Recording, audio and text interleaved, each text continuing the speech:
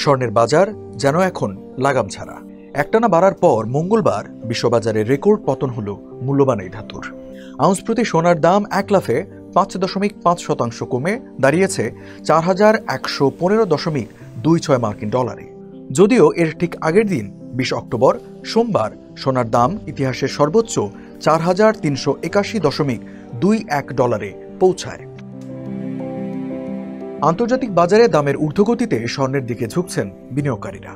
আর এর আজ লেগেছে বিশ্বের অন্যতম বৃহৎ স্বর্ণের বাজার দুবাইয়ের সিটি অফ গোল্ডে। গোল্ড সবসময় বাড়ে, মেটালের দাম আমরা কখনো কমতে দেখি নাই এবং শুনিও নাই। গোল্ডের গত এক সপ্তাহ থেকে এক সপ্তাহের মধ্যে প্রায় আপনার $200 উপরে গোল্ড এখন, যার কারণে কাস্টমাররাও অনেক আগ্রহী, গোল্ডে ইনভেস্ট করতেছে, গোল্ডের দামটা বাড়তেছে এবং এটা একটা সেফ ইনভেস্টমেন্ট হিসেবে, কারণ যে কোনো মুহূর্তে গোল্ডটা আপনার সম্পদ আপনার কাছেই আছে এবং এই জন্য কাস্টমাররা আরো বেশি করে ইনভেস্ট করতেছে গোল্ডে। আমরা বাংলাদেশি দোকান হিসাবে আমাদের এশিয়ান কাস্টমারগুলো বেশি, বাংলাদেশ, ইন্ডিয়া, পাকিস্তান এই ধরনের কাস্টমারগুলো সাধারণত 22 ক্যারেট বেশি ইউজ করে। তো আমরা তো 22 ক্যারেটেরই জুয়েলার্স বা হোলসেলার বলতে পারেন, তো ওই ধরনের কাস্টমার আমরা বেশি পেয়ে থাকি।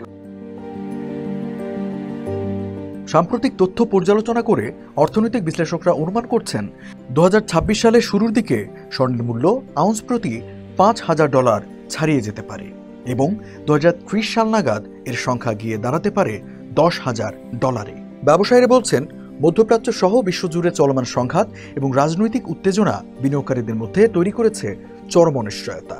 বিশ্ব পরিস্থিতি যদি শান্ত হয়, গোল্ড রেট শিথিল থাকে। যদি বিশ্ব পরিস্থিতি যদি শান্ত থাকে না, তখন গোল্ড রেট সবাই গোল্ডের পর্যায়ে খরিদ করার কারণে যারা একটু কি হয়, ডিমান্ডটা বেড়ে যায়। ব্যাংকের টাকা রাখার চাইতে গোল্ডের প্রতি ইনভেস্ট বেশি করতেছে বর্তমানে।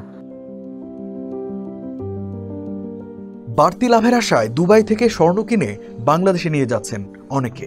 আমি গত 2 বছর আগে গোল্ড কিনছি হতো 75-76 হাজার টাকায়, এখন দেখেন আমাদের বাংলাদেশে 2,16,20 এরকম হয়ে গেছে। গোল্ড কিনলে লস নাই। গোল্ড আমাদের টাকা, বাংলাদেশের টাকা রাখলে ছিনতাইকারী এটা সেটা বিভিন্ন রকম আমরা ঝামেলা ফেস করি। গোল্ড থাকলে আমাদের টাকাটা আমানত থাকে, টাকা বাড়তেছে।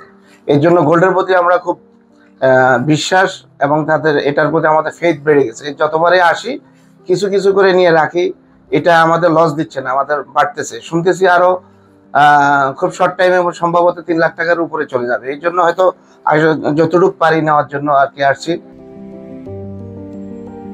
নতুন অপর্যটক যাত্রী ব্যাগেজ নীতিমালা 2025 অনুযায়ী বিদেশ থেকে ফেরা কোনো যাত্রী বছরে একবার সর্বোচ্চ 100 গ্রাম পর্যন্ত সোনার অলংকার শুল্কমুক্তভাবে আনতে পারেন। অর্থাৎ প্রায় 8 ভরি 10 আনার সোনার গহনা আনলেও কোনো শুল্ক দিতে হবে না। একইভাবে রূপার অলংকার আনার সীমা নির্ধারণ করা হয়েছে 200 গ্রাম।